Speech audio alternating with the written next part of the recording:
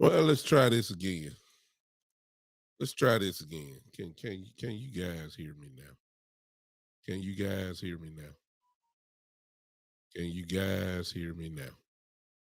I'm quite sure. I hope you can. All right. There we go. Okay. Thank you. Thank you. Thank you. Thank you. Thank you. Thank you. Thank you. All right. Let's go over this again. All right. Welcome everybody to the Big Time Show podcast that is being seen and heard live here on Podbean as well as um, Facebook, Twitter, Twitch, um, God, everywhere. You know, I'm thrown off. You just have to get used to little mess ups on live radio. But hey, thanks be unto God. We got another chance. So I am sharing again. I started off with a seemed like a pretty good crowd here starting off. Hopefully everybody will come back. You would help me out if you would share real quick. But let's see if we can get everybody back that was here prior to it. I appreciate y'all coming back. We got a little stuff to talk about, you know, and it's just my opinion, as I said before. You know, it's just an opinion. Everyone has opinions. Everyone has opinions. Um, Unless you are, you know, in the meeting rooms with the Cowboys or if you're face to face with somebody, everybody has their opinion. So I'm just gonna put my opinion out there and let the chips fall where they may. You know, that's all I'm gonna do. You know, you just have to, you know, see what sticks. Some of this stuff that we be saying be true though. You know, sometimes opinions can turn into facts. I hope y'all just heard me on that one. Sometime opinion does turn into facts. And some of the stuff that you've heard here on my little show, it's turned into facts. And so I'm gonna put something out there again. And then we'll see, you know, if later on down the road, hey, what's up, Herman? I see you. Let's see if my opinion turns into facts or it just turns into a bunch of fiction.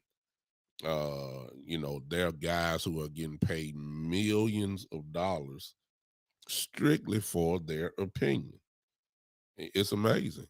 And depending on the platform you have will determine, you know, a lot of people's viewpoint and say that actually your opinion is facts. Two names come to mind automatically: Skip Bayless and Stephen A. Smith, who have turned their opinions into millions of dollars. It's just amazing. So we're gonna put mine out. Now I ain't trying to be, you know, I ain't. Well, let me take that back because I almost said something right there. You got to watch what you say. I was just almost said I ain't trying to be no millionaire. Yes, I am. Yes, I am. Yes, I am. Yes, I am. I'll take it. Somebody value my opinion that much. They want to pay me a few $1 million, and how many opinions do you need?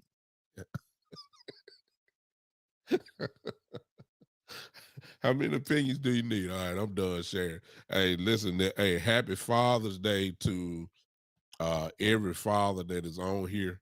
And for those that may be watching this a little bit later on, happy Father's Day, pre-Father's Day to you guys. Certainly you guys are valuable. You guys are great. If you're raising your children, if you're there, you are a good dad. No doubt about it. Do the best you can. So we making preparation now for our socks and t-shirts, and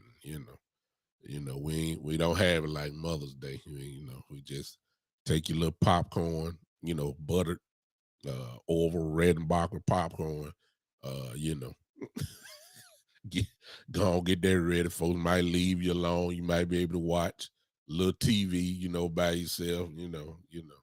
You might get a steak tomorrow. All right, you might just get a steak, but yeah, yeah, yeah, yeah, yeah, yeah, yeah, yeah, yeah. Yeah, happy Father's Day.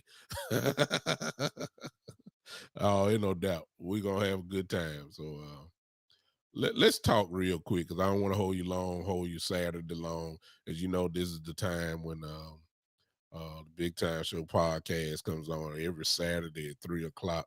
So we are here again. Let's talk real quick. Let's see if you guys can get with my opinion. Let's just see. All right. So Jerry Jones, who is extra hype about um, a possibility of the World Cup, Dallas being a site for the World Cup. He's extremely excited about that. Obviously, because that means that he gets to have the event in his stadium, which that was why the stadium was built, to hold all these world class events. Certainly, if you've been to the stadium, you know that building can hold anything with a lot of people. And Jerry has the right to be excited. That'll bring, of course, revenue to Dallas. Most importantly, it'll bring revenue to him. That ain't what we want to talk about, though. In the process of that, he was asked questions about the Cowboys and what he think about the progress of the team in minicamp and everything that he thought was, going on and all that kind of stuff. And he gave, of course, his opinion and everything else, and some of the status quo stuff, some of the stuff we're used to hearing, all of that kind of stuff. I was, used to that. But then he said something that just really just irritated me, as usual. It really irritated me because what I heard was more of the same. And it just don't look like things just are going, they're going to change. It just don't look like it at all to me. Which means if things do not change, then why am I expecting anything different? I'm sorry. I'm sorry if you don't like that, and I get it, but I, I thought the definition of insanity was that you're doing the same things over and over again, expecting a different result. That's what I thought. I thought that's what I heard insanity was. And I heard some insanity type things. Let me tell you what I'm talking about. In his press conference, they asked him about the buildup of the team. And so far, now, of course, we got 90 men on the roster. Obviously, uh, you know, it won't be that way when the season starts. The roster will be trimmed down to game day, week one. However, here is what he said, and it make me cringe. Here's what he said. He said that he liked the makeup of the team. And he said that he really, really, really is impressed by the undrafted free agents. And then he upped the ante and he said that these guys are going to contribute mightily to this year's team success. When I heard that, I almost threw up. You know, since we learned about it. I did. I almost threw up. Because he said that they're going to help the team. They're going to grow. They're going to get better. So the thing that I heard that was the same is this system that we have in place in Dallas, or at least in our front office, is that we're just going to get the most out of these rookies, these first maybe 2-year players, and just grow in hopes that they turn into something. Well, some of you may be saying, okay, well, what's the problem? You know, the problem is, to me, is that not going to work. That may have worked. That will not win you a world championship. No, not today's NFL. I'm sorry. This growth and this draft and develop system that has been infused into the Dallas Cowboys DNA these last few years will not win you the Super Bowl. And you're hoping. I don't want to deal in hopes. I want to deal in stuff that I know is going to work, such as the reason why I had a problem with Jerry Jones saying, y'all hear me out. See if y'all agree. I had a problem with that because I don't have time for experiments. Because if this was maybe the Jacksonville Jaguars, okay, I would say okay, because you know we pretty much in a rebuild mode. Let's go ahead and draft and develop. I see you, Herman. I see what you're saying. I see exactly what you're saying. You know, if it was draft and develop with a very, very extremely young team, I could kind of lean slightly toward that. But we're not in a rebuild mode. We try, you know, we only have X amount of time left before some of these quote unquote great players we have start going on the downhill slide. I get that we need to get younger and I get that. I'm not saying we don't supposed to do it, but Lord, when you're 12-4, 12-5 on the year, what that tells me is that you just need a few pieces to get you to 13-14 wins. Y'all help me here. 13-14. Maybe it get you past the first round of the playoffs. You just need a few places. Certainly not going to get rookies that you hoping that will turn out into something. That's not the way to go. Especially once you see what some of these other teams are doing. There's just no way that you can give credit to that, because it just don't seem like that's just the way to build a football team these days. You need some veteran leadership. While we wait, what? Look, now y'all didn't catch what I said at first. What he said? He said he's banking on undrafted free agents. Undrafted. What? Ladies and gentlemen, forgive me, but it is a reason why they are undrafted.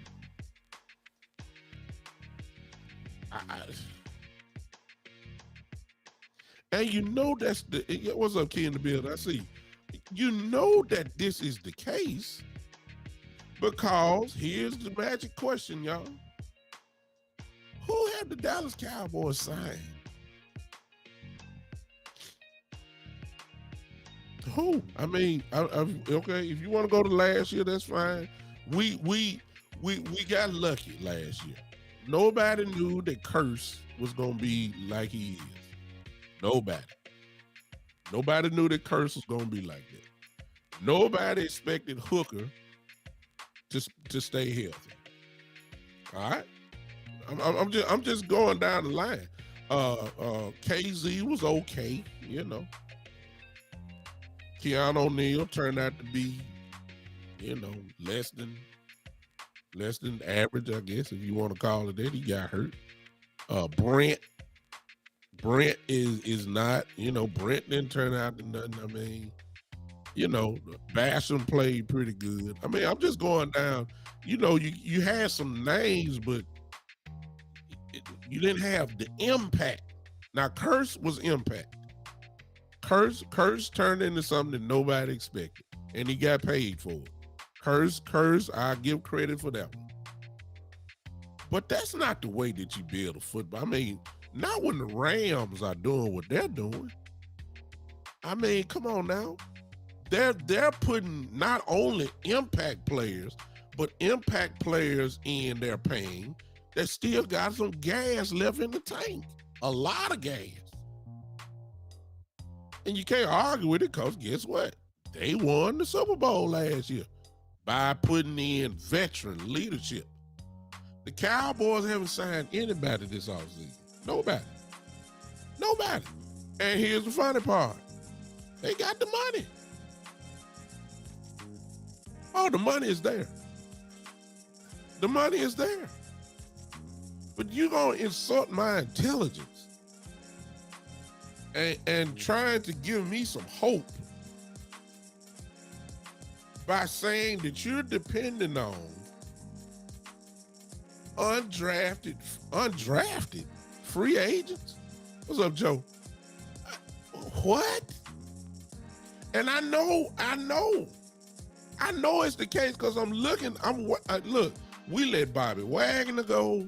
Good Lord. I mean, a mess up happened. Messed up Randy Gregory. If it weren't for the Stephen Jones mess, it's probably Gregory again. So I guess you could have counted that as a free agent.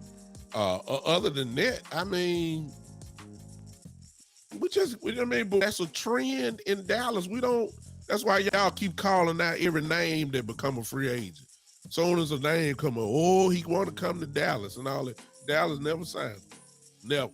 We never get those players. So they're showing you, which is why I call this show more the same thing. They keep again and again showing us that they believe in this system. Thank you, Michael Evans. Exactly. Von Miller. We just let that go. Von could have helped us. Bobby Wagner, Lord have mercy, could have helped us. No doubt about that. We just let people go. That's what we keep doing. And they keep and it's the truth because I say it again. Who have we signed? We ain't signed nobody. So they're telling me that they really are depending on Tyler Smith. They're really depending on Ridgeway and all these guys who they just drafted last year in hopes that these guys can turn into, and I guess that's the dream of every team. I don't want to make it seem like Dallas is the exclusive team thinking like this, but we really are not trying to spend no money. That's the bottom line. We're just trying to, in hopes that somebody like a Leighton Vander Esch, for instance, who in his first year was all pro, not Pro Bowler, all pro. That's what you're hoping for. Of course, a Parsons who turns into an all-world player where you can get the most out of him for the little contract that you got before you got to really pay him big money. That's what it's saying. Like that's what they're hoping for. And I believe that some of that success has actually messed up the mindset of the Cowboys because they really believe that's what's going to happen every year. Now, some years, you need to go ahead and push the pile up, especially when you have won 12 games last year. You strengthen the strength of your team. If your offense was the best, strengthen the offense. If your defense was the best unit on your team, strengthen the defense. The Cowboys missed out on a golden opportunity to do all that. Bobby Wagner would have made this team an immediate top 5 defense. No question about it. Not in that's in my view. No doubt. You get Bobby Wagner, you just let Michael Parsons just run like a chessboard, just line up everywhere. Because you got Bobby Wagner there now. That's what Michael Parsons moving everywhere makes your defense a whole lot better. See what I'm saying? I don't get it. Von Miller. Oh my God. Even at his age. Von Miller with DeMarcus Lawrence and Michael Parsons on the same team. And let's throw in the middle, OC. What? Huh? Can you see that? Oh, this defense would have been, I'm not saying we're not going to be that way now, but now they're saying, listen, ladies and gentlemen, forget Randy Gregory, okay? I see you, E-Kush. See, I'm in agreement with my brother here. He said we didn't need to cut Coop or Gregory loose. All we needed was to draft a few players. It would have been golden. See, this was the mindset, though, E-Kush. Check it out. This is what they said. Well, Jerry said, I'm glad that we got 2 for 1. He said, we got Dorrance Armstrong, and then we got Sam Williams. And between those 2 players, that's better than just having one Randy Gregory. See, that kind of stuff there. See, I want the for sure stuff rather than the in hope. See, I know what Dorrance Armstrong brings. Okay? I already seen him play. Dorrance Armstrong's a good player. But ladies and gentlemen, we don't know nothing about Sam Williams. I don't care what he did at Ole Miss. I don't care what little videos y'all been seeing. I don't care about all the stuff that y'all been hearing about in training camp without no pants on. Sam Williams in shorts and a helmet. He probably had 4 sacks today. That's what y'all heard last week. Who cares about what he done in shorts? I don't know what he gonna do in the game. I don't know. You don't know either. We have seen him. He ain't played 1 down. I don't know what Sam Williams can do. I'm not giving him no credit for stuff he ain't done yet. I ain't worried about the potential. I don't know his potential. I don't know what he can do. I know what he did at Ole Miss. This is not the SEC no more, though. This is the NFL. You see what I'm saying? I know what Randy Gregory gonna do. See what I'm saying? I know what he gonna do. So that mentality, and plus Sam Williams, okay, is a guy who gonna be on a rookie contract. And what you're hoping for is that Sam Williams turns into Randy Gregory. That's what you're hoping for. And then that make you look like $1 million. I don't know it yet. It very well could happen. I don't know. He could. He may. I don't know. But I don't want to hear about that kind of stuff. You see what I'm saying? This is what Jerry Jones and particularly Stephen Jones are doing. And while they're doing this little draft and develop system, the world champion Los Angeles Rams have gotten even better. Re-signed Aaron Donald. Signed Bobby Wagner. Re-signed Cooper Kupp. Huh? Which leads to another whole discussion, but I don't have time for this show like that. And that's saying, okay, where the Rams getting all this money from? Like, I thought everybody was on the Saturday. What are they doing that we're not doing? Because they signing everybody. They got Von Miller last year. Remember that? Signed Von Miller last year too. I mean, come on now. What are they doing that what? We're not even attempting to go. And the players that they talk to, they insult them by giving them a raggedy little uh, low ball, uh, contract. Come on now. I don't even know if there were rumors saying they didn't even offer Bobby Wagner something. They were just talking. It's just ridiculous. I see you, Mike. Yeah, they re-signed, got Stafford extended. What are they doing that we're not doing? What do they see about the salary cap that we don't see? Huh? That's another whole discussion within itself. The mentality is killing me. It is. It's killing. The Rams are not the only team that's doing all this. Look what Philly did. Yeah, right in our division. Look what they did. Come on, man. Look what they did. Huh? I don't understand it. And the Cowboys see everybody getting better. And we want to stay just like this. And the mentality is, okay, like they're saying, well, because you hear what Stephen Jones asked about the Rams and the way that they do things. Stephen Jones said, well, yeah, hey, they went after, they won it, but we believe that this is the way to do it, and we rather have a long-standing run rather than a 1 or 2 year run. I can't tell it's 1 or 2 years. I can't tell. Man, you ain't got time, man. Zach Martin is getting older. Tyron Smith is on his last leg. This great offensive line that you want to have, you're gonna lose them. They're getting older. Zeke Elliott is getting older.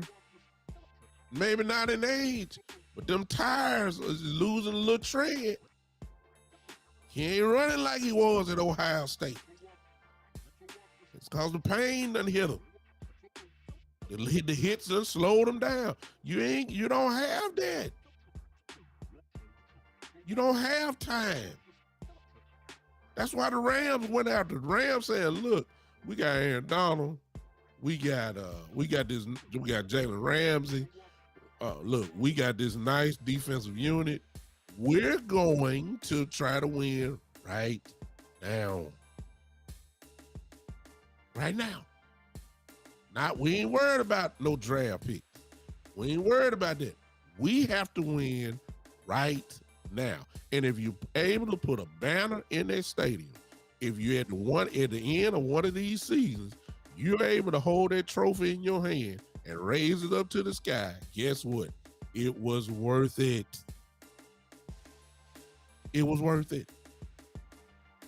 You got an owner, Jerry Jones, who over 80 years old. You sitting there telling me he got time? Really? Really? Really? I don't understand the mentality, y'all. It irritated me to hear Jerry Jones say that and then say undrafted free agents. They're going to contribute. Half of the undrafted free agents he talking about going to be cut by week 1. You'll be lucky if only 1 or 2 of them are on this team. Please don't insult my intelligence. Matter of fact, you've been better off just saying your draft picks, because some of your draft picks are going to be on the practice squad this year. And you sitting there telling me about some undrafted free agents being an impact on this team. Give me a break, man. I can't take that. I can't take it. I'm not the Cowboy fan. See, you called me about 4, 5, 6 years ago. I would have jumped on the bandwagon with Jerry Jones. See, I'm tired now. I'm tired.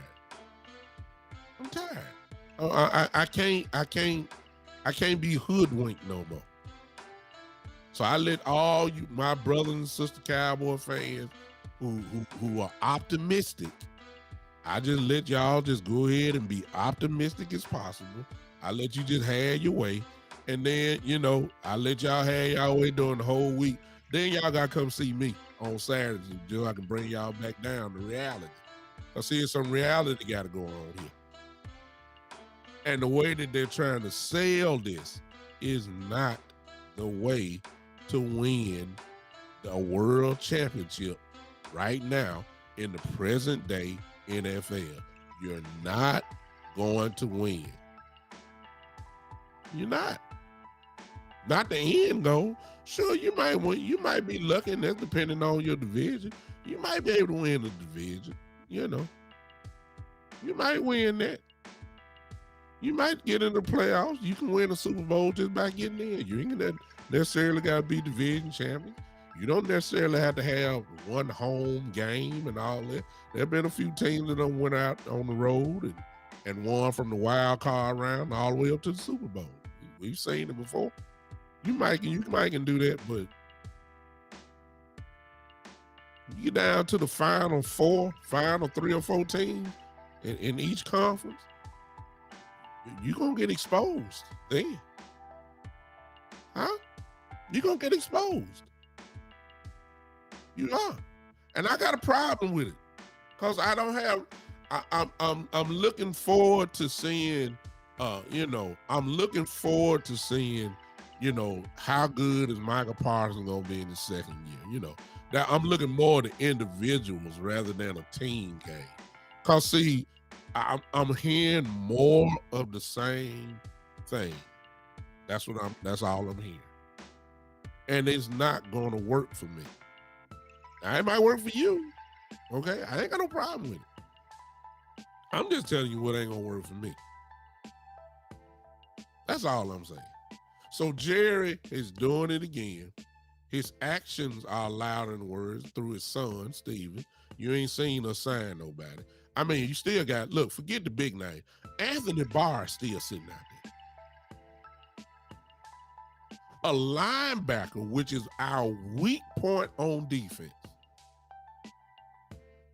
Anthony Barr is just sitting there. Now, if you know anything about football and Anthony Barr, you already know he would make this defense better just by showing up. You know LVE is fragile in health. You know that Cox is just coming off of ACL. And you got Michael Parsons. I ain't counting Guilford and Francis Bernard. I ain't counting them. You know Anthony Barr would make this team better. Why is he still out there on the sideline? Why? I don't understand it. I really don't. It would make our defense even better if you get a guy like that.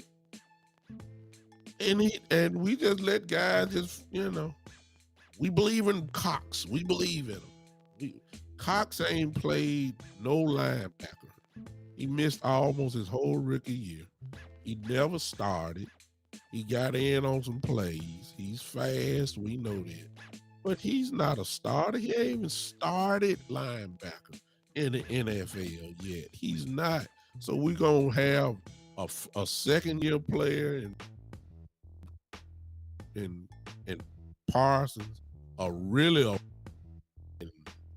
and Cox got a fragile. If you blow on the LVE, you're gonna have a torn neck muscle or something. I mean, if you just push him, I mean, good Lord, the man is almost in paralysis almost. Come on now. This is the linebacker crew that we gonna have. Guys who stay hurt other than Parsons. Come on now. Where's the depth? And please don't say nothing about Gifford and Bernard. They've been there for a while. They ain't got on the field hardly yet.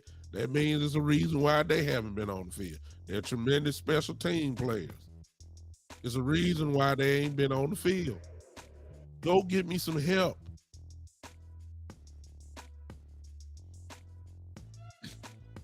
Lord Jesus.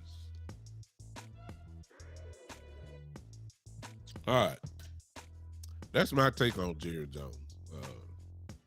I didn't like it. I still don't like it.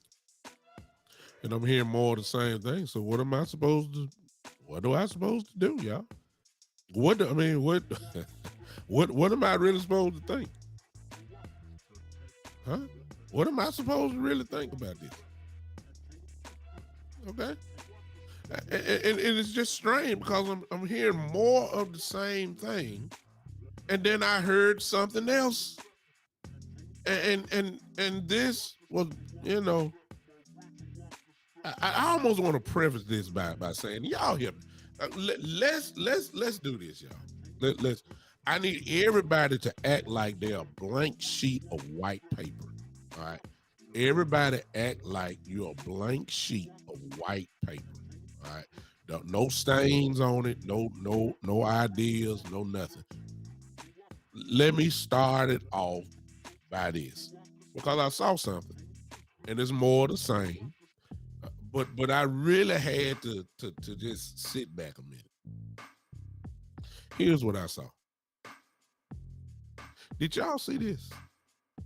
Pro Football Focus has named Kellen Moore as the second highest rated offensive coordinator in the NFL. You heard it here first. Well, you didn't hear it here first. Yeah. I'm going to let that sit in. Pro Football Focus, which most people almost regard as the Bible for the NFL. It's just the truth. They have rated Kellen Moore the second highest rated offensive coordinator in the NFL. 32 teams, they rank him as number 2. Only person they have ahead of him is Andy Reid of the Kansas City Chiefs. And wait a minute. And see, Pro Football Focus, see, that's why I started kind of laughing like, okay, is it Andy Reid or is it Eric Bieniemy? You know, Eric gets no credit. If is either whichever one it is. You know, if it's Andy, I don't know if it's because both of them are talking in the headset. If you ever seen a Kansas City game, Andy Reid got his chart, he's talking, and then Bieniemy is talking at the same time. I don't know what's going on. That's not my business. I'm not a Kansas City fan. All I know is that Eric Bieniemy is known as the offensive coordinator for the Kansas City Chiefs, but many say, of course, that Andy Reid. Regardless of that, that's the only person that they said that is ahead of Kellen Moore. Sean McVay, for instance, was rated 5th. That's 3 behind Kellen Moore. Shanahan from the 49ers, the great running game coordinator, was behind Kellen Moore. I'm just saying. Buffalo's offensive coordinator behind Kellen Moore. And I had to really just sit back. I did. And I need y'all to be a blank sheet of paper because let's figure this thing out together, okay? I know Kellen Moore done made, well, y'all know he made me mad on forever. I you know, if you've been following my show, you already know how I feel about Kellen Moore. I mean, it is what it is. Some of you, what's up, Chad? Some of you feel the same way as I do. But in fairness to Kellen Moore, let's be fair. All right, let's be fair. Let's be fair to Kellen Moore. Here it is, y'all. Let's deal with the truth. Kellen Moore's offense, since he has been the offensive coordinator, has been ranked in the top 3 every year. Last year, they were the number 1 offense in the NFL. Now look, those are not opinions. Those are facts. See, I had to sit back. I had to sit back, y'all. I had to sit back. I really did. I had to sit back because evidently I'm not seeing what a lot of other folks aren't seeing. Because see, here's my description of Kellen Moore. If you've been with me for last 2 years or however long it's been when I started this podcast, you know you've heard me say this many times. You heard me say that from the 20-yard line, from the Cowboys 20 to the opposing team's 20, Kellen Moore can move the football with anybody. He is great. That's where a lot of his yards and stuff is coming from. That's where a lot of his stuff is coming from. I said it before. I said that from the 20 to the other 20, Kellen Moore is dynamic. I gave him his credit. I did. Y'all heard me say that. I give it to him. I gave it to him. From the 20 to the 20, Kellen Moore, there's not too many better. I'm serious, y'all. Now I need y'all to be honest. Now I need y'all to come on in here with me. Don't do it now. Just hang with me. He is dynamic. The ball, moving the football is not a problem. It's not. It's not. It's not.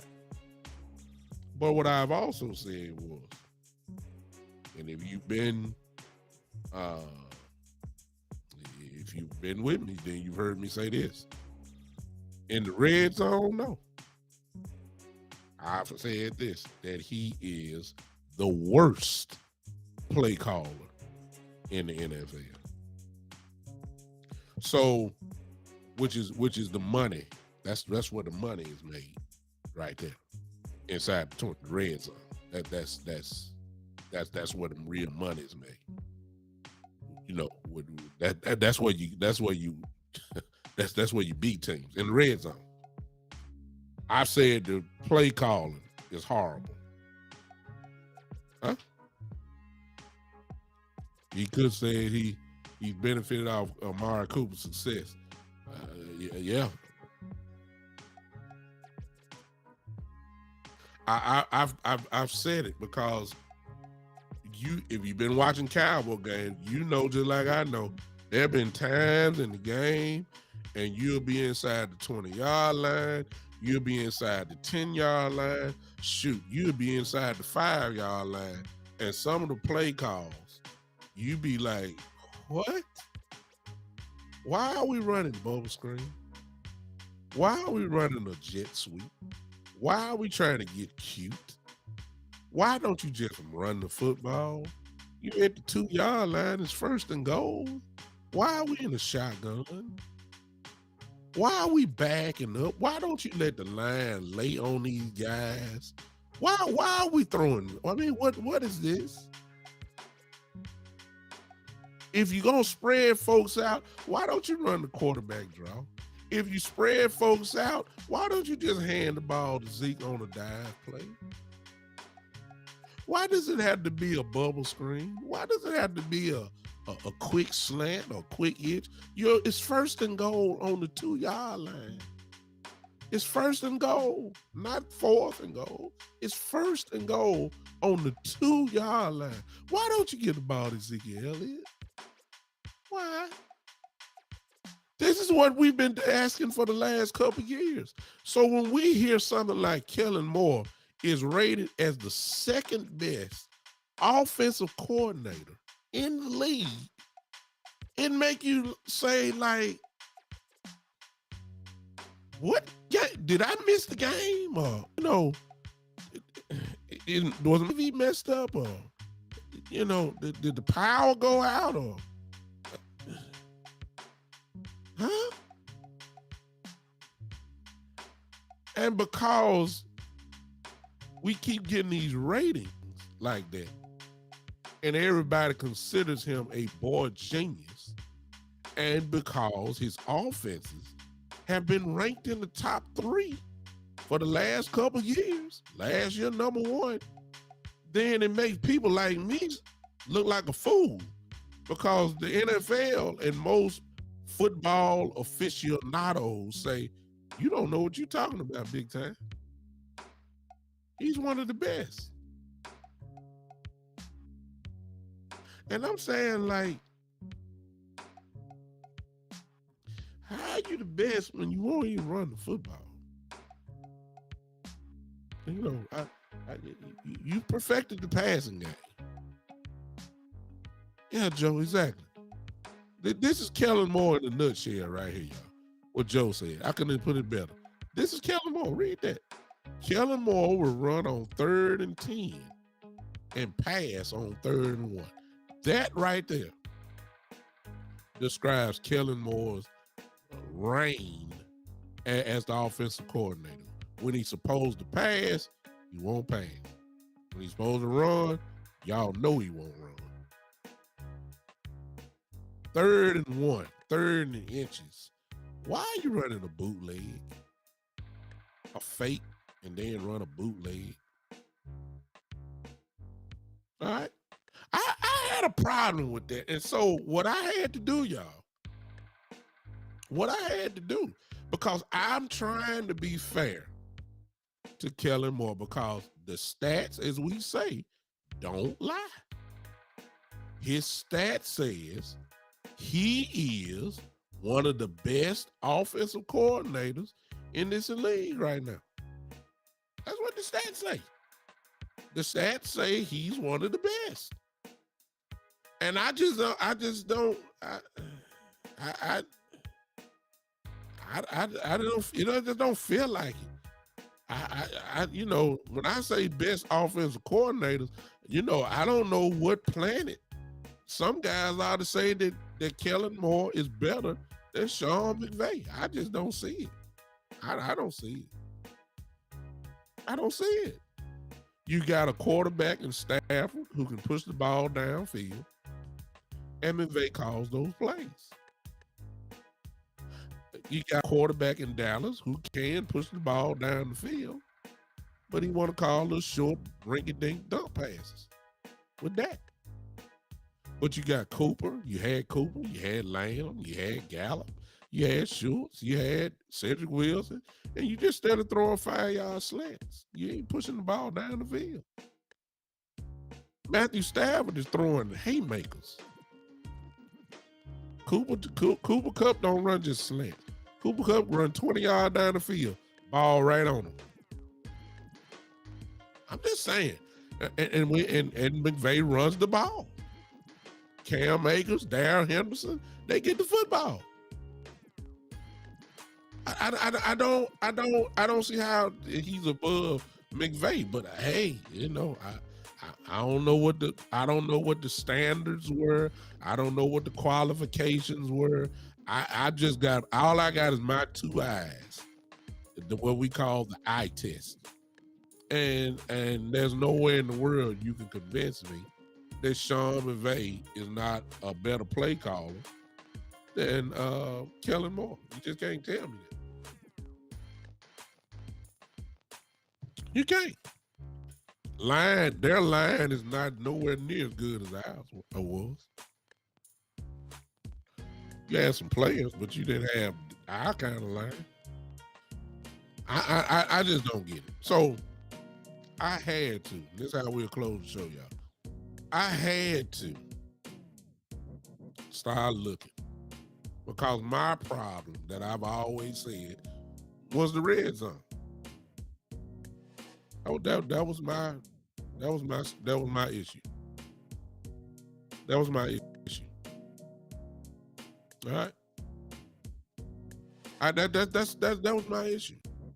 For real. I don't have no problem more from the 20 to the 20. I give him his just due and his credit.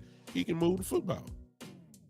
So what I had to do, y'all, I had to go to what I said was my Brent, and I need you guys to help me. I need you to do it, okay? Somebody to do it. I don't care who it is, because I'm gonna be working right here, and I need you guys because you guys are gonna help me out. All right. I need somebody to go to the last year's schedule.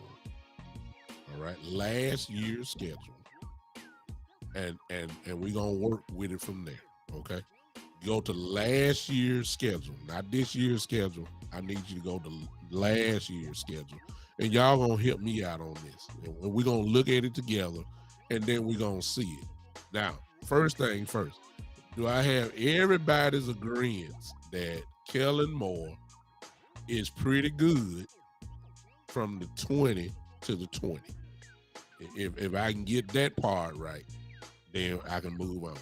Pretty much, I think most of you will agree with me that from the Cowboys 20 to the opposing team's 20, in between that, Kellen Moore is pretty good.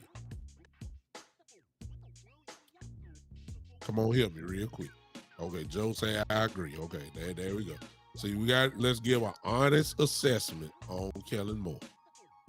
I need somebody who, if you're looking at me and if you right by your iPad, okay, yes, he's the best between the 2020. Everybody agreed. Okay, all right. Everybody pretty much agreed. All right. Now, this is what I need somebody, one of y'all gonna do. And one of you are gonna help me because I got something, because I said, if you agree that he's good from the 2020, then you are probably gonna agree with me that the red zone is questionable. And I'm just you ain't got to answer that. We just figured that's what it is. All right. So what I did was, because I think he's lacking in there, and I think that if he can get this part right, he very well may be the best offensive coordinator in the game. But I mean, some things are just obvious. First and goal from the 2. Don't try to run the football, man. You got 3 chances to get 2 yards. Lord have mercy. We ain't got to get cute. Pound the football. You got these linemen here who you say is one of the best offensive lines in the game. Use them. You're not using them by making them go in the pass coverage, backing up. It just don't make any sense at all. It don't. Run the football. And I was wondering, cause this is what I was seeing. I was seeing bubble screens and reverses and all that kind of stuff. And yeah, we scored, but it was by Dak passing with no attempts to run the football. We played, 17 weeks? Am I right about that? 17 weeks, 18 weeks, whichever one. And so I had to go and look, and I said, okay, let me go and get this out the way for good. Let's be realistic. So what I did, y'all, was that I looked up, and I need whoever it is going to help me. I need you to have the schedule ready, all right? Because we're going to do this together. But this is going to prove my point. I had to look up the red zone stats from last year. I did. Running the football, because that's almost, it's obsolete in Dallas. Y'all look at this, please. Y'all look at this. Y'all see it on your screen. I need somebody who's going to help me real quick. I need you to have the schedule ready, because then we're going to look at this together. This is the whole year, y'all. Do y'all see this? 18 weeks. And inside the red zone, inside the 20-yard line, inside the 20-yard line, Ezekiel Elliott only got the ball, running the ball 37 times. Tony Pollard, in 18 weeks, only got the ball inside the 20-yard line, running the ball 16 times. We're not even gonna count Corey Clement. So let's do the math of the average here. Okay. Let's do the math. And this is what I'm saying, y'all. See again, the stats won't lie. See, okay. So we got 37 divided by, I think it was 18 weeks. That means inside the 20-yard line, check this out, y'all. Ezekiel Elliott averaged getting the ball rushing inside the 20-yard line last year. He got the ball 2 times a game inside the 20-yard line. I'm doing the average. How did I get that? 37 attempts divided by 18. If I'm not mistaken, we had 18 weeks last year. That averages out to be 2 carries a game inside the 20-yard line.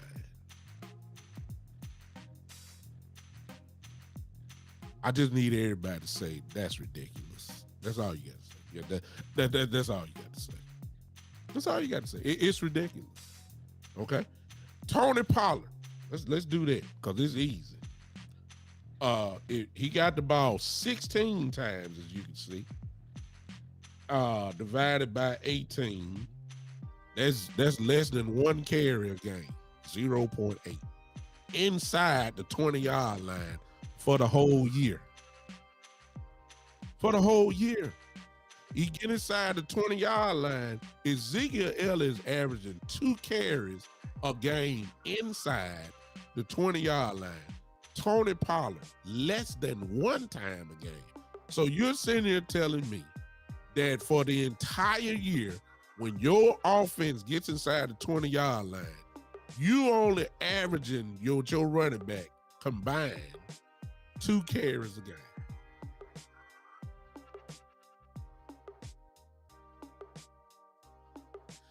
I know you see the receiving. Inside the red zone, Ezekiel had 12 receptions, Pollard had 6. Little swing passes, stuff like that. When you go back to the rushing, Ezekiel had 3.5 yards a carry. It's first down and 2 from the 2-yard line. He averaging about 3 yards every time you give him the ball. Good Lord. Sounds like a touchdown to me.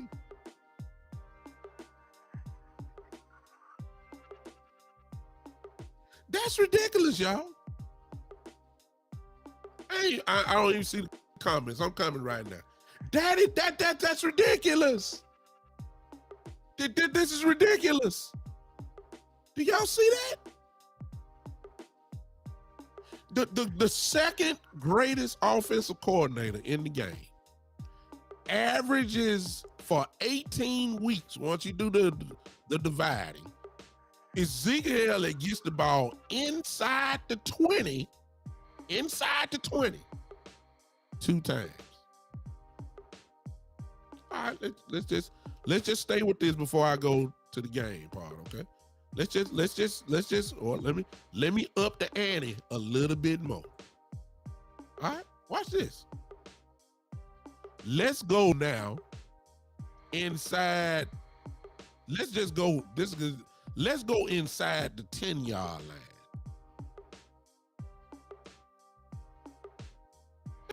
Let's just go inside the 10-yard line. Let's go. What the world is this? How I got it? I don't know what I just did. Hold on a second. I'm gonna boom it back out in just a second.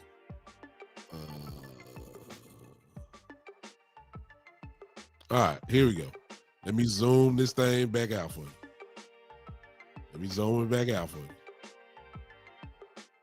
All right, this is inside the 10-yard line. Now you got 37 carries for the year. Okay, look, you got 18. You got 18 games now inside the 10-yard line. Now y'all know the boys got inside the red zone a whole lot last year. Look how many carries Ezekiel Elliott got, y'all, for the entire year. Do y'all see that? Let me give it to you again. This is inside the 10-yard line. This is inside the 10-yard line. If you're on Podbean, I'm sorry that you can't see what we're seeing. Look at Ezekiel Elliott carries inside the 10-yard line for the whole year. He only got 17 carries inside the 10-yard line for the whole year.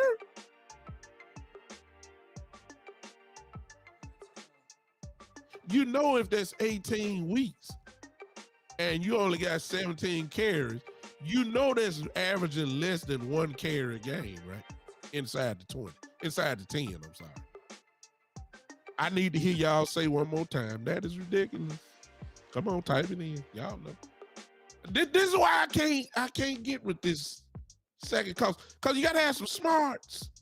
You y'all see this? Do you see this? This is inside the 10-yard line with a $90 million running back and a pretty good offensive line. And you're going to sit here and tell me that Ezekiel Elliott got the ball for the whole year, 17, 18 weeks, whichever one you want to call it, inside the 10-yard line. Ezekiel Elliott got the ball a whopping 17 times. I ain't gonna even mess with Pollard because I ain't even go there route. I'm just gonna stick with Ezekiel Elliott. Did y'all see this? See, the stats don't lie, but the stats deserve a little bit more digging, you see. Oh, okay. Let me go here. Let me cause see y'all don't like what I'm doing. Okay. I told y'all I tried to come as a pretty good guy, come with a blank sheet of paper. And I really wanted to do that. So that's inside the 10-yard line. All right. I don't even want to do this to y'all. But I'm going to do it anyway. Inside the 5-yard line. Inside the 5-yard line. Inside, which means it could be the 1, 2, 3, or 4-yard line. Inside. How many weeks we play? 18, right? Look at Ezekiel Elliott, y'all. Don't even worry about the receiving. Don't even worry about that. Look how many times he got the ball inside the 5-yard line. 18 weeks. Y'all know the Cowboys stayed in the red zone. Now you know that. Inside the 5-yard line. Ezekiel Elliott, the $90 million running back, got the ball a whopping 14 times inside the 5-yard line.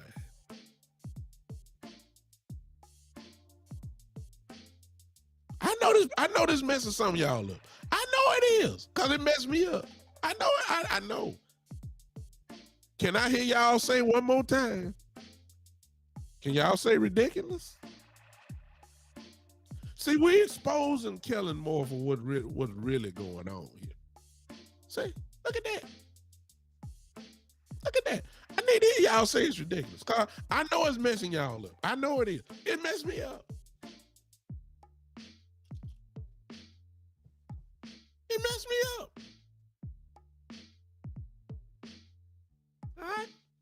All right. Okay. So it kind of show you exactly what I'm talking about. Thank you, Herman. This is somebody tag Kellen Moore in this. Maybe y'all got his Twitter or something.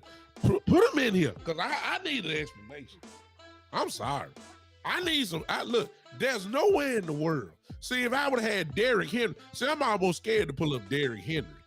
Cause see, even though Henry was hurt last year, I go back to the previous year. I guarantee you, it's like night and day. I guarantee you. This tells me that Kellen Moore don't even like running football, as I've always said. Which leads to this year. Like, huh? Y'all all of a sudden really believe Kellen Moore just gonna run the football a whole lot? Really? Look what he doing when it was obvious stuff. Inside the 5-yard line. There it is right there. For the whole year, Ezekiel Elliott only got the ball inside the 5-yard line 14 times. I don't get it. Let's up the ante, y'all. Let's go to this right quick. Let's go. And then I'll let y'all go. Because I just want to show y'all. I just want to show y'all what I'm having a problem with. All right. This is what I'm gonna have a problem with. Let's go individual week. This is what I need y'all to do. All right, week 1. Who we played Tampa. We already know that he didn't get anything. Week 1. Let's go. Inside the red zone. Inside the red zone. Let me get it right here. Individual week. Let's go week 1. Week 1. Inside the red zone. Ezekiel Elliott only got 1 carry inside the 20 against Tampa last year, right? 1. That was Tampa. I ain't got to say nothing. You see Tony Potter didn't get nothing. No carry. 1 carry in week 1 of Tampa. That's ridiculous. It's Kellen Moore, though. All right, y'all see that. I need y'all to say ridiculous again. All right. Week 2, I believe that was the Chargers, if I'm not mistaken. Inside the 20. A little bit better. All right, a little bit better. We'll give Ezekiel, we'll give Kellen Moore a little credit. You know, it was a tight game. One like I don't know how far we was down in there too many times. I don't know how many red zone attempts. I had to really look that. I'm quite sure it's right here. But Ezekiel Elliott got the ball 3 times for 11 yards and scored 1 touchdown against the Chargers. Okay, I'll give a little credit for that. All right, I'll give a little credit for that. That's not ridiculous. Okay, that's not ridiculous. I give credit for that. I need y'all to help me here. Who was week 3? Type that in real quick before I go to that. I need somebody to type it in. Look at the schedule for me if you can. For those that are there, look at week 3 for me. I want to know what kind of team we had, and that'll kind of remind me of the game that went on. Who was week 3 last year? Come on, y'all. Come on, help me. I'm just trying to prove a point about your boy Kellen Moore. That's all. What happened to my stuff? Somebody took my cowboy stuff off here.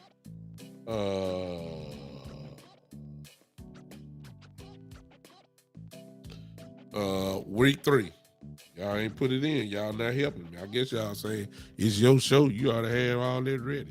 Well, hey, you know, I ain't got it together right now. It is what it is. Don't worry about it. I'm finna peep it out myself because y'all not helping me. Dallas Cowboys schedule was it 2021? Cowboys. Let's y'all hang with me.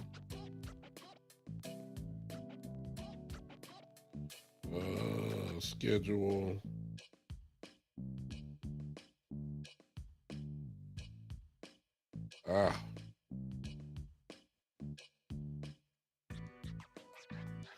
Just give me a second. Here you go. Give me a second. Okay.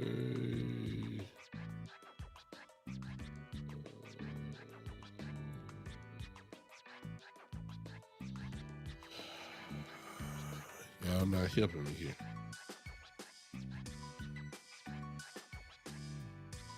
Okay. All right. Philly game. Thank you, Mike. Philly game. Let's look to it. I should have known that because I was there at that game. Let's see what we did. We know we blew out the Eagles. Okay. That's better. Look at that. Okay. Against Philly, we won the game 41-21. Now keep in mind, from week 2 to week 6, that's when we ran the ball like crazy. Okay.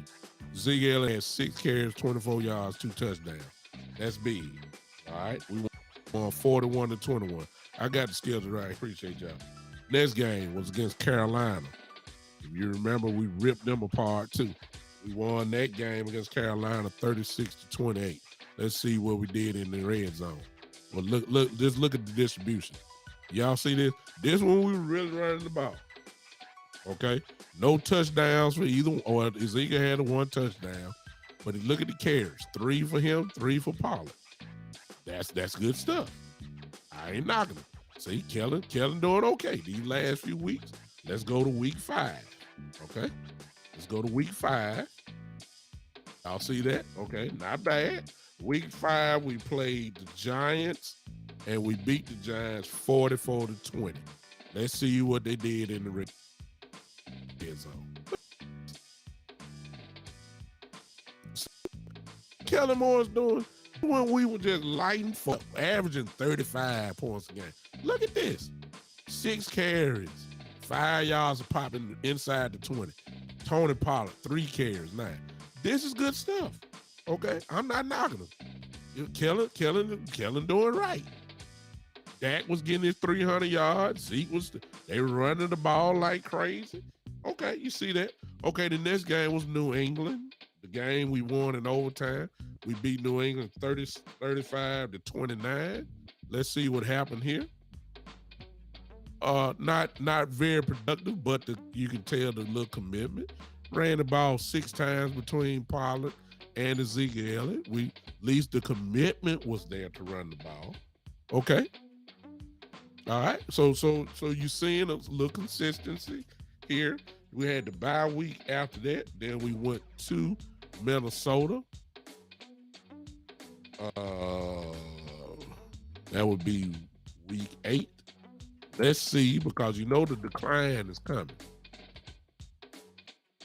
Look at that. Look at that.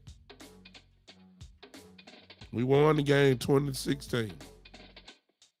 We were in the red zone, obviously, because you see that Zeke Elliott in the receiving department had a couple catches, or 2 targets at least.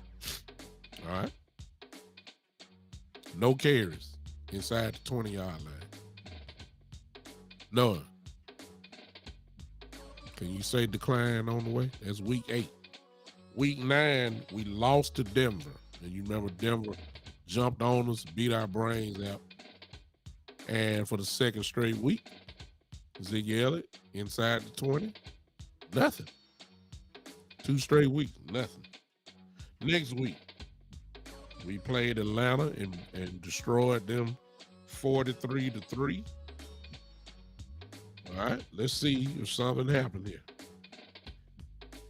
See, no 2 games in a row, no carries. Oh, we got back to it.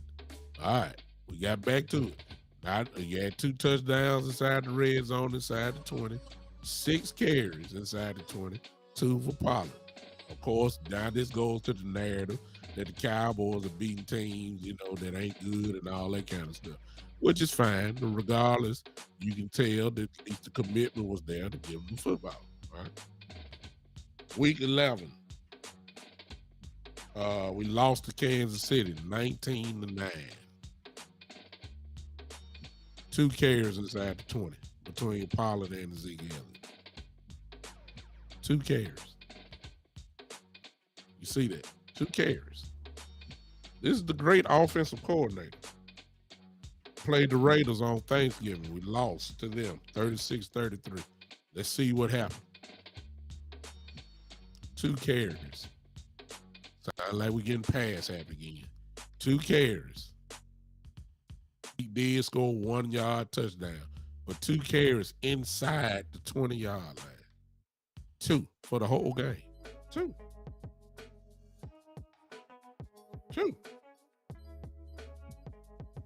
Next game, New Orleans. That's the game that Dan Quinn coached for us. And inside the red zone. Tony Pollard. We won that game against New Orleans 27-17. No carries. You know they was in the red zone, as you can see.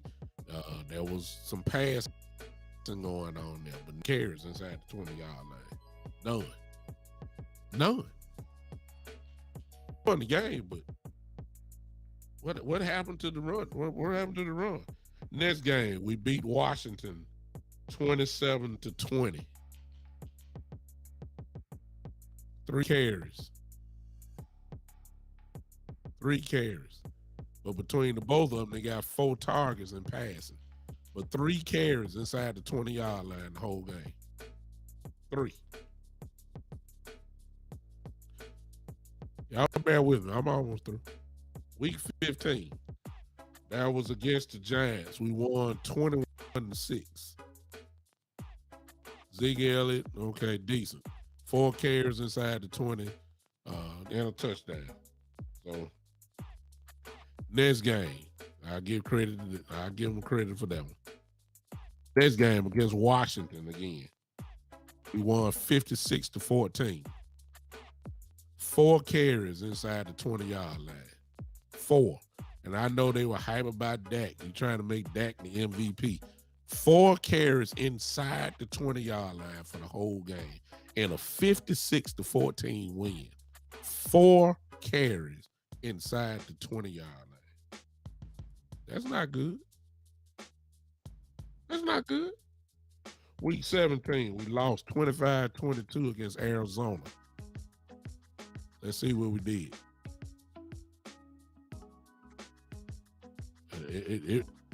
Nothing. I mean, absolutely nothing. Look, nothing. It don't even give you chance. We ain't done anything. Week 18, we beat Philly 51-26 in Philadelphia. And the reason why we're not doing that is because, if I remember, they sat out. So basically what you have seen is, bottom line, and I'm sorry I'm coming back to all you. Yeah. Hey, Wendy, I see you. So, exactly. So what you're seeing is, even with Zeke Elliott getting hurt, that still does not give you the excuse for not running the football. You had Pollard. You had Corey Clement. We just didn't run the football at all. And this is the way that it's been for Kellen Moore the entire tenure, if you want me to say that, of him being the offensive coordinator. He does not run the football, y'all. He does not. He does not. You just seen it week by week. Inside the 20. I ain't want to go inside the 5 and all that kind of life. I didn't even need to do that. But I bet you if I pull up Dak Prescott stats, oh, you're going to see something then. Oh, my God. You're going to see so many attempts passing. Because you ain't got really no attempts running the ball. So you already know what it's going to be like passing now. You already know that. I don't understand it, y'all. I just don't. I don't. And so when Pro Football Focus says that he is the second best offensive coordinator in the entire NFL, I'm trying to figure out what world are they from. I don't see it, because running the football is needed inside the 20-yard line. This man does not. What was it? 37 attempts the entire year for Zeke Elliott out of 18 games. That's averaging only 2-point-something carries a game inside the 20-yard line. It's almost like he's allergic to running the football when he get inside the red zone. In the words of Johnny Cochran, since I showed you the evidence, I rest my case.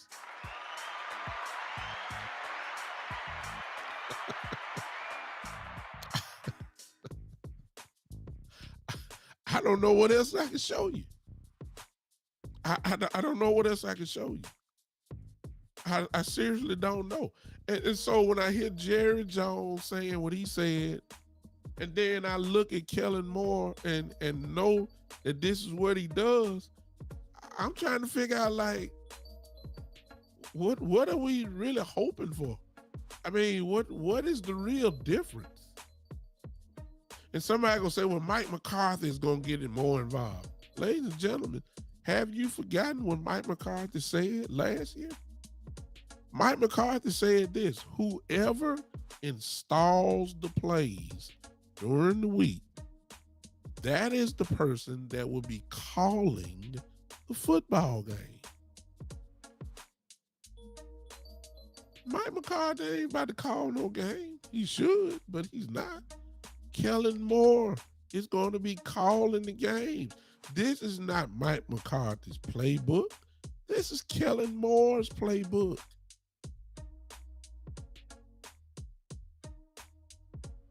So I mean, what McCarthy gonna do? What? Be in the offensive meetings? I mean, he was already in that. I mean, what? He's not taking over play calling duties. So I mean, what is really the difference? If he go by what he say, then whoever installs the plays during practice and during the week, that's the one that calls the game. Well, that's Kellen Moore. That means you're not calling the game. What's the difference? Amari Cooper is gone.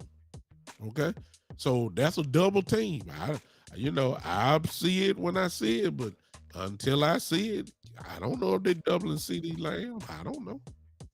Every play, like they did Amari Cooper, I don't know that. I hope they go single coverage on CD. Because CD go win a lot of those battles then. But I don't know that. I don't know. I don't know what they're gonna do. I don't know how they're gonna line up against us. Gallup is not playing. I don't know what James Washington gonna do. I don't know what the rookie Tolbert is gonna do. I don't know. I don't know if he's as good as Cedric Wilson was. I don't know that. I don't know. I know Kellen Moore don't like running the football though. I know that. I know he don't like running the football. I know that. That's what the track record shows. I just showed you what it's like when he get inside the 20. Again, I say he is the worst red zone play caller in the entire NFL. And while folks say he the best, he is not the best if you don't incorporate. And I thought Ezekiel was one of our playmakers. That's what I thought. That's what I heard. I mean, that's why you pay him the big money, because he's supposed to be one of your big time players. He ain't getting the ball.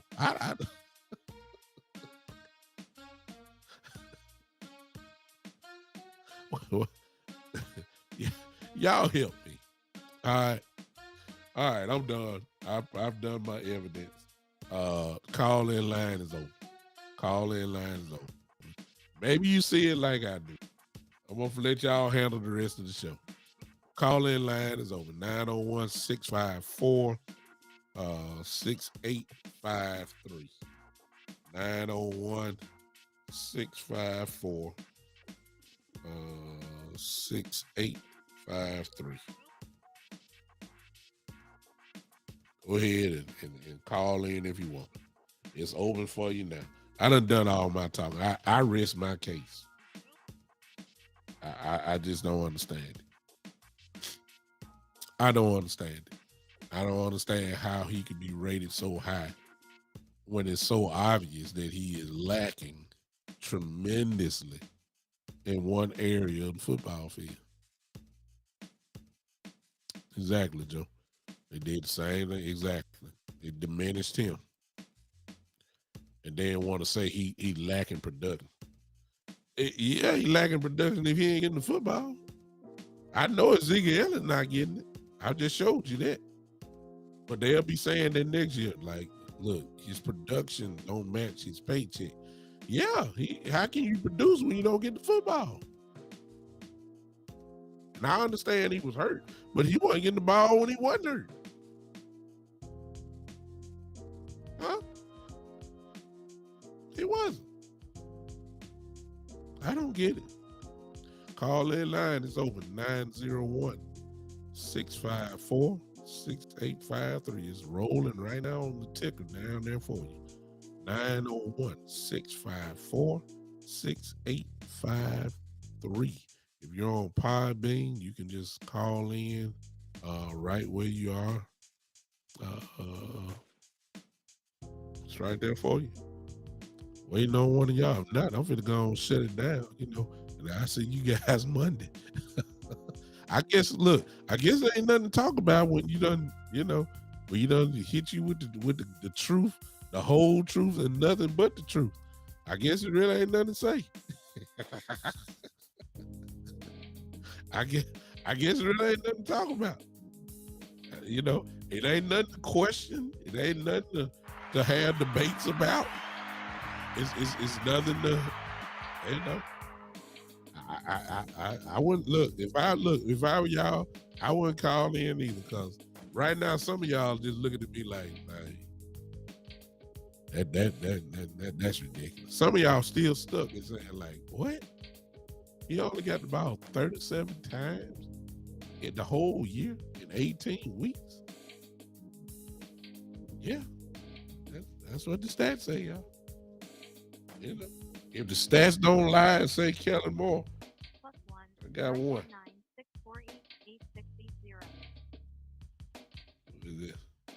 Call from Mike. To accept. My man, Mr. Michael Evans.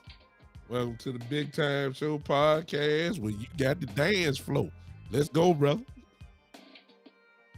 How you doing, Mr. Douglas? Man, I'm good. Talk to me. Well, I want to go back to what you were talking about earlier in the show about the Cowboys' philosophy about building a football team.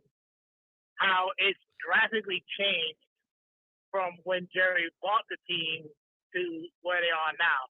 Now, everybody knows that when Jerry bought the team back in 1989, there wasn't a deal, there wasn't a player that Jerry wouldn't do, or there was a player he wouldn't sign. So let's just refer to Jerry as Wildcat Jerry.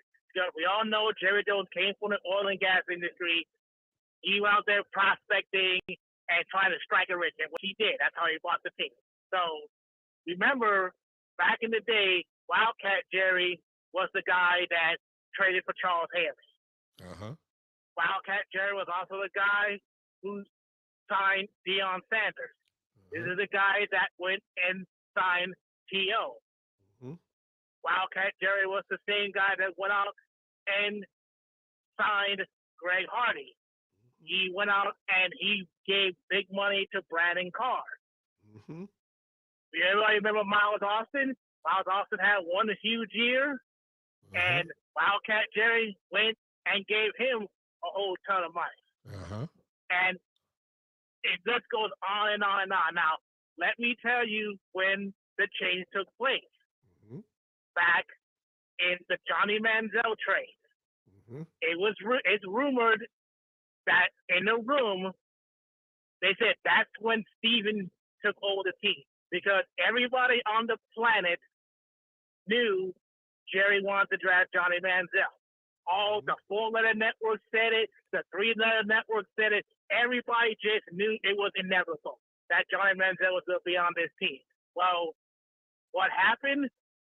It's rumored that Steven took the draft card away from Jerry and overrode Jerry, and that's how they drafted Zach Martin. Now, was it the best thing to do? Was that the right decision? Of course it was, because we see the result. But that is when the coup took place. See, people need to understand, Jerry's not calling the shots in Dallas anymore. Steven is. And Steven has this philosophy of, we're going to draft our own, we're going to develop our own, and we're going to sign our own players. Mm-hmm. He does not believe in free agency, and he does not believe in trade because there's three phases there to build a team. There are trades, there is the free agency, and there's the draft. Steven does not believe in trades or free agency. He wants to build this team through the draft. He wants to take care of him, and that way it keeps the salary low.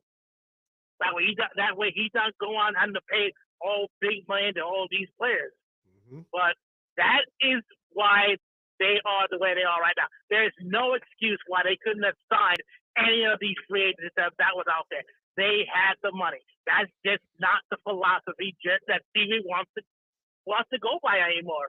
It just isn't. I'm going to use a baseball analogy. Look at the New York Yankees right now. They're on the verge of losing Aaron Judge. Now, back in the day of George Steinberg, this would have never gotten this far. Aaron Judge would have been signed 2 years ago. No doubt. But they're on the verge of losing Aaron Judge because they're now the fiscally responsible Yankees, and that's what the Cowboys are now. Mm-hmm. I love it. I love it.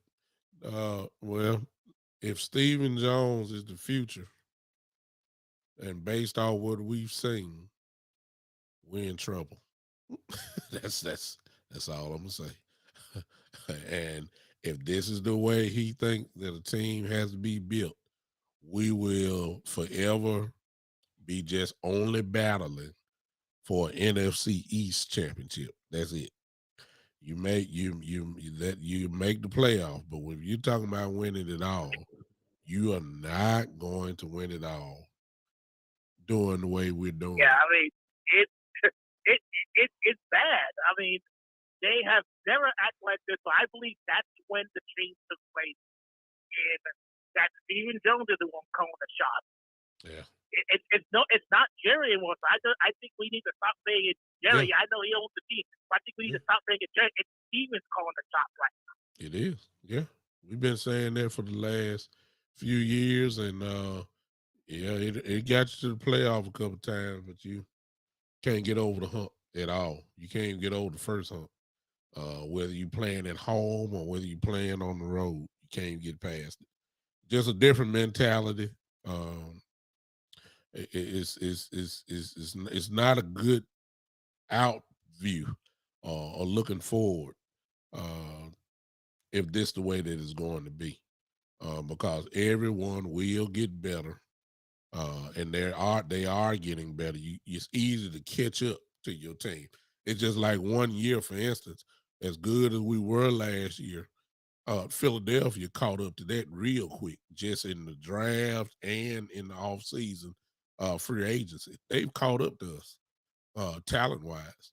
Now, we'll see with Jalen Hurts if he can turn it up a notch. But they've caught up in talent, no question about it. And we're gonna get exposed unless something crazy happens. That's the way I look at it. But Stephen Jones is a cancer to this team. He's not a benefit. He's only good, and like I said, even when it comes to draft, I can't even give him the credit. I got to give Will McClay the credit. Will McClay is the one that's finding the players.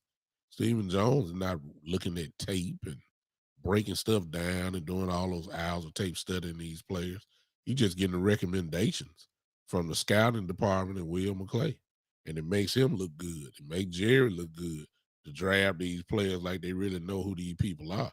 It's Will McClay that knows it. So, again, if you want to give him credit for knocking the salary cap down and keeping things, real smooth in the salary cap, he's one of the best at that. I'll give him that. But as far as building the football team, we're in trouble. We're in real trouble. I totally agree with that. And Mike Fisher had a very interesting take on that very subject. He believes the Cowboys, they don't want to be bad. They don't want to be great. They want to be good. They want to be just good enough, win 9, 10, 11 games, win the division, get the playoffs, hopefully get past the first and second round. But they're not willing to make the big move anymore. I mean, that's like you said, the Rams. The Rams don't care. They don't care about their salary cap in 3 or 4 years because they know that they have a window And you got to admit, they're going for it. People say, well, how do the Reds keep doing? How do they keep doing it? Well, they're kicking that can down the road, and they're hoping that the salary cap will go up high enough to help them offset all these salaries that they're signing all these players too. But eventually, it's going to catch up to them. But they don't seem to be worried about it. Stephen Jones, he wants the cap to be. He wants to have an even cap. Now, it's rumored that he's trying to save that money.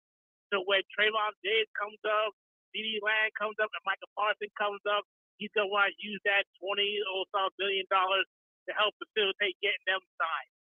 But I think I believe that when I see that. A snapshot of what the Cowboys are going to be with Stephen Jones running this football team. Yeah, I believe it when I see it because when it was time for people to get paid, they let them go. So I'm stupid to let some of them guys you just called off go. But look, we let people go. Byron Jones. You're right. Go ahead. Bishop, you're right. They could sign Anthony Barber right now. Right now. But why aren't they? He's just sitting there. It's sitting there. Why won't they do it? They blew the Von Miller. Von Miller wanted to come to Dallas. Yeah. He said so. He told DeMarcus Ware he wanted to come down. Yeah. Bobby Wagner, same thing. He wanted to come to Dallas, but they didn't want to do it. And then, like you said, they insult people and give them all these lowball offers. Mm-hmm. So, you can't blame them for not going anywhere else. Yeah. I don't want to come here. I don't get it. I appreciate you, Mike. Thanks for the call, brother. You sound just like me. All right, baby. You have a good day. Happy Father's Day to you, man. Yeah, you too. All right, man. Well, Mike said it best. He's pointing to the fact that Stephen Jones is a real problem, and if you've been following this show, we have highlighted that, and it's just the truth. You can kind of see what's going to happen. He may have the Jones name, but he's not his daddy. He doesn't have the mentality of his daddy. His daddy wanted to win at all costs. That's why he got 3 rings out of 4 years. It was at all costs. It does help, of course, that Jimmy Johnson was here, but Jimmy wanted to win at all costs. It's just the way that it had to be. And I'm not saying Jerry don't want to win, but he's not doing the things that it takes that made him win. You got to go get a crazy nut like Charles Haley in here. You got to go get the best. That's why he went and got Dion. The checkbook was wide open. See what I'm saying? You got to go ahead and do it. And keep in mind, if y'all don't know the story with Dion signing, we talking 1994 head into the 95 season. Just to give you a snapshot. Now, the 49ers just took it away from us. They went and won the Super Bowl against the Chargers and beat them, and we had to get the power back. Jerry went and signed Dion as a free agent. And if you heard the story, now we're talking years and years ago, Stephen Jones, the story is, and it's true, that when Jerry Jones signed Dion to that long, extensive, well, not long, but that heavily monetized contract, Stephen Jones picked his daddy up by the collar and ran him against the wall. Now, Lord have mercy. I know it's Father's Day, but good God, what kind of house is that? Because, see, my father's still living, and if I tried to even forget putting my hand on, if I just raise my hand to my daddy now, it's gonna be a price paid, and I'm almost 50. What son gonna pick up his dad and really say you gonna mess this team up? You gonna slam him against the wall because you mad because he signed Deion Sanders? It looked like Jerry was right. He won the Super Bowl that year. But it's just the fact that, that shows the mentality. He's trying to save money then. So when it comes to back, which explains why we haven't signed nobody really. Not no gigantic one. That's because Stephen Jones don't believe in it. And he's been kind of over that salary part for a while now. For a pretty good while. And that's why we don't sign guys like that. See, the Jerry Jones I know, Bobby Wagner or Von Miller would have been here by now. Oh, no doubt about that. The Jerry Jones that I grew up on, Bobby Wagner or Von Miller would have been here. The Stephen Jones that I done grew up with, this looks like a Stephen Jones football team. A bunch of rookies and first year players, second year players, and hoping that one of them hit the jackpot with them. That's what it is. That's what it is. So it is what it is. Listen, call in line open. If not, we're gonna go out of here. You guys enjoy. I appreciate you and all you fathers. Happy Father's Day to you. Hope that you have a great Father's Day on tomorrow. Hug your children, without a doubt. I don't mean to spread any gloom, but hug them while you can. You don't know when's your last time. Um, it's really that simple. I can't put it no more. As you know, I just lost my mother about a month ago now. Hey, you just never know. You never know. So you hug while you can hug. While you can. Appreciate you, Ball. BAL. Okay. Raider fan, so we accept that. But happy Father's Day to all of you guys. Hug your kids, man. Enjoy them. And pray to God that that we all have another Father's Day this time next year. Well, we can just say the same thing. Happy Father's Day. You just never know. Shake somebody's, hug your children. Yeah, exactly, Joe. Yep. Yep. One day it's gonna happen. You just know. My father is 70. Oh, is my father 70 or 71? My father is 71. I'm grateful to God that he's still here. And I'm gonna give him a hug like I'm 1 years old again. That's right. Uh, just never know. So hug your people. All right. Happy Father's Day. If you got children, let your children hug you. You know, my son is 7 years old. He climbing on me today like he's 6 months old again. So I don't know what's going on in his head, but look, I'll just be the trampoline. All right. I don't mind. Love your children while you got them here. All right. All right. We'll holler at y'all. We'll see you on Monday. Listen, if you want to become a contributor of the podcast, if you like what I do, and you ought to like what I do after I showed y'all all this evidence. Well, there it is. Cash App, $ the Big Time Show. If you want to become a monthly subscriber, there it is, the Big Time Show 3.supercast.com. I ask that you follow me on my YouTube channel. For those that do not follow me on my YouTube channel, is there. Simply go to the Big Time Show. You can even type in the Big Time Show podcast if you want. You'll see multiple videos with my face on it right there. Just subscribe to it. It would be nice if you did that. That would help me out tremendously. All right. There, all the information is on the ticker as I talk for you. If you're on Podbean, if you want to contribute to the podcast, all you do is hit that red bag there, and you'll be able to do that. If you want to become a contributor, also you hit that red bag reward and make a decision. You can become a monthly subscriber to the Big Time Show podcast, and it would be extremely nice. But if not, I appreciate your ear, and we're gonna get on down. Let's get ready for Father's Day, gentlemen. It's our day tomorrow. No, we ain't getting no roses. No, we're not getting no No chocolates. No, that's not us. No, no, no, no. We just get it. We might just get a handshake, but that's good enough. We might get a real good tight hug.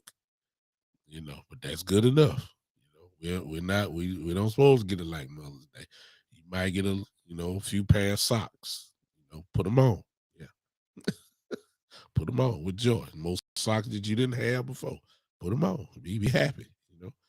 Be happy. You might get a steak tomorrow. Season it up. You know what I'm saying? Just be happy. Yeah. Season it up. Be grateful. You might get a Father's Day card. May not be no money in it. It just might not be.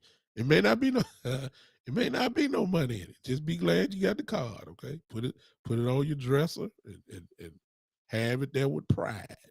You know, be happy. Okay, be happy. All right. You might get a $25 Home Depot card. Get that little $25, pull your money out with it, and go on get what you want. You may not get, you know what I'm saying? This how it is for fathers, but it's all right. Take your $25, take your money out, add it with it. Okay. And then go and get what you want out of Home Depot. This how it is for us. All right.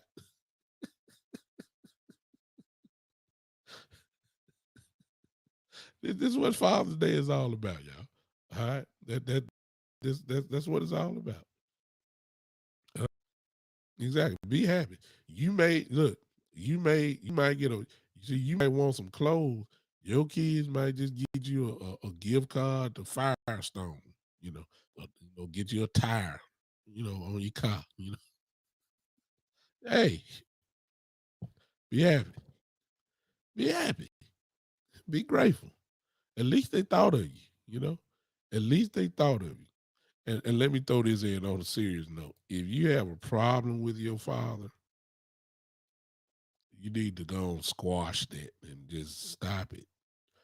All right. Most of us are grown, real grown. If you have a problem with your father, you don't want to be, if something was to happen and then they pass, you don't want to be the one to be saying, I wish I would have said this and all that. No, you don't have to wish it. Go on, say it now. Go on, stop it. Go on, stop that. Stop that. Get that stuff off of you. Go on, live. Go on, kill you know, all type of discrepancies and stuff like that. Go on, kill that. Go on, make things right while you have the chance to make things right. You know, it's while you have the chance, go ahead and make that stuff right while you have the chance. Because when the chance is not there again, you're gonna wish you had it, and it'll be too late then. Yeah, see, yeah, yeah. Make things right while you have the chance. That'll give you a clear conscience. It'll help you with your conscience. It would. It would. So if you're having a problem with your father, don't be that kid that purposely want to hurt your dad even more by simply not even calling. If it hurts you to call, text it. Just do something. If it hurts you to have the voice there, you don't want to give him the satisfaction of your voice, be the good child and just text it. Do something, but don't do nothing. Doing nothing is not an option. You're going to wish one day that you had the chance to do it. All right, that's my preaching for that part. I got to preach on tomorrow, so that's my preaching for that, at least for that little 5 minutes. Do right. Do right. The Lord allows us one daddy in life. I know many of you had step dads and all that kind of stuff, but the Lord allowed that one man to bring you or to create you. He deserves to be honored just for that. Yeah. Yeah, he does. He deserves to be honored just for that. He does. and you owe them that part. If you just got a text say Happy Father's Day, do that. If you can't do the voice, or it hurts you, or if it hurts you to talk to him, if it just hurts you to dial the number, you text back, and if he texts back, at least you did right. You may not be at that point where you're ready to take it. You want to answer the next text. You just want to say Happy Father's Day. That's the right thing to do. That's called a step. Just start taking a step. You can grow from that. You can get better just from that one step. No, it is what it is. It is what it is. Long as you're breathing, you have the chance to make things right. As long as you're breathing, you have the chance to make things right, which means it's never too late. Contrary to maybe what some of you believe, your father does love you. He just probably ain't said it, but he cares. And if the father don't care, then that's not a good daddy. I believe most people, most fathers, uh, love their children, even if they don't say it, or there's not really a connection there at the time, and the connection could be for so many different reasons. Uh, why we be here all night talking about that, but if you're grown, you have the right to call your daddy, or text your daddy, or email your daddy, whatever you got to do. Put a message in a bottle if you got to. Whatever you got to do, make sure you have some type of contact with your dad on tomorrow. That's for those that are having problems with their father. Make sure that you do that. Sometimes communication is all it takes. Both of y'all, both sides could be living off some made up conspiracy in their head, and nobody want to make the first step. No, all because of maybe a misconstrued conspiracy in your head. And both parties are scared to make this step. Man, drop that. Don't make that connection. Don't make that contact. You don't get one dad in life. One. One. When he's gone, he's gone. See, I gotta start talking like that, 'cause my father's 71, and he's nowhere look like he about to die, but at the same time, my God, he is 71. So I cherish every day uh, with my dad. No doubt about that. 'Cause one of these days, either he or I gonna be gone. That's what's gonna happen. And you don't want to be in the position saying, I wish. Hey, J Lo, I don't know who y'all look like. You came in on the right time on Pod, baby. Yeah, go ahead and make that call. Don't waste. Text it. Do anything. You don't want to be that child at the end saying, I wish I would have. I wish I would have done this. I wish I would have done that. I wish. No, you ain't got to wish. Just do it. You ain't got to wish. Just go and do it. Make it up. Make things right. Make things right. Take away the tension. Some of us have that type of power. Take away the tension from the situation. A simple phone call, a small conversation just might do that for you. Go ahead and practice that. Do that. And for those that are having problems with your father, kill the problem now. Do it. Do it. All right. That's it. That's enough preaching. That is enough preaching. Exactly, man. Yeah. You say put aside stubbornness for understanding. Exactly. I could have said it better. Thank you for that. Even though you're a Raider fan, but thank you for that. All right. All right, J Lo, we got some on pod, man. I don't know if you were having problems, but J Lo said she did it. Thanks, man. Okay. Well, that's my purpose then. Yeah. Appreciate you. That's my purpose then. It turned from a podcast show to somebody making contact with their father. There it is. That's good. I'm glad you did that. All right. I'm glad you did that. That is awesome. Appreciate you. Y'all come on, follow me on Podbean if you're not doing it. We'll be back with you on Monday at 7 p.m. All right. My voice is going out and I got to save for tomorrow. So I'm out of here. Yeah. All right. Appreciate y'all. We'll see you on Monday at 7 p.m. for the one and only, y'all. This is, yeah, the Big Time Show.